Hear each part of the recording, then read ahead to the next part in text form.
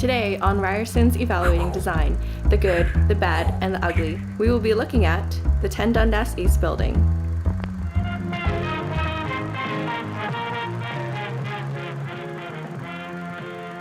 Ten Dundas East is located at Dundas and Yonge and is designed to be a retail, office, and entertainment complex.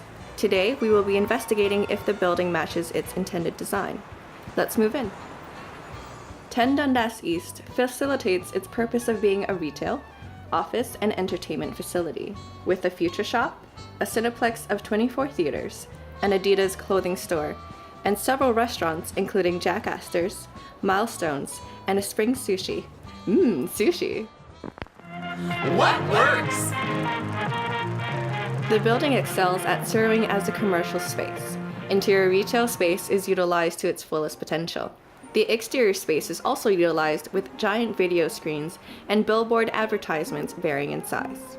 The building is utilized at many hours of the day, and the theater doubles as lecture halls for Ryerson students during off-peak hours. This maximizes the use of the building at more times of the day. Businessmen and students grab lunch at the food court, while partygoers enjoy the restaurants. Visitors have indoor access to the TTC and path. Bright signage on the exterior attracts and draws people into the building. What doesn't work? What doesn't work? Well, firstly, there are wayfinding means of getting from floor to floor, whether it be by elevator or by escalator signage, reflection on interior. There is a lack of clear wayfinding and vistas to destination.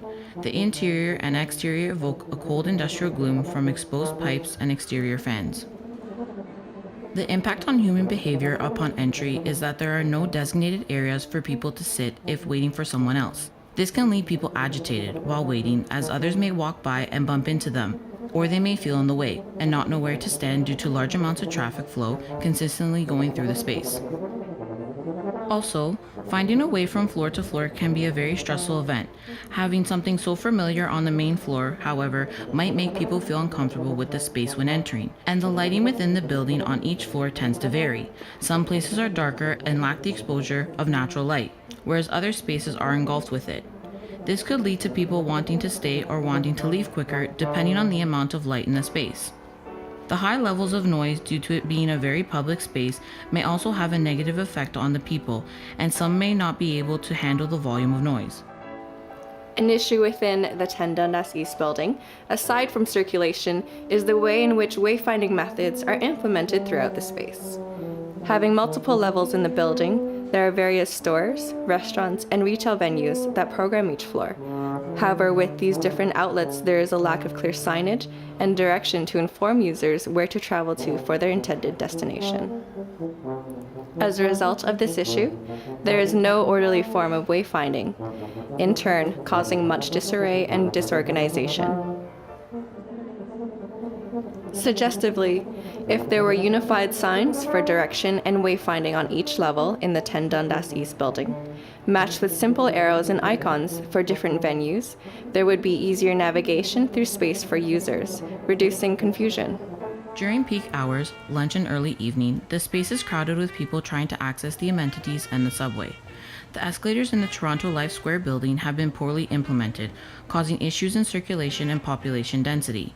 Users often feel overcrowded because the escalators going down do not follow the same path throughout all floors, causing confusion and disorientation. The current path to the existing escalator intersects with the open lineup spaces, which results in the collision and bunching of both parties. By changing the location of the escalator on the food court level, circulation will flow in the same linear path throughout all floors, which means less confusion for all users. This will also open up the space, allowing users to perceive that it has gotten larger and roomier. To conclude our evaluation on the 10 Dundas East building, it excels as a retail, office, and entertainment facility, but lacks wayfinding means for the users. To correct this current issue, a solution would be to keep means of circulation, specifically escalators, in a parallel path. And that wraps up our episode today from Ryerson's Evaluating Design, the good, the bad, and the ugly. Join us tomorrow where we take a look at Charles House. This guy.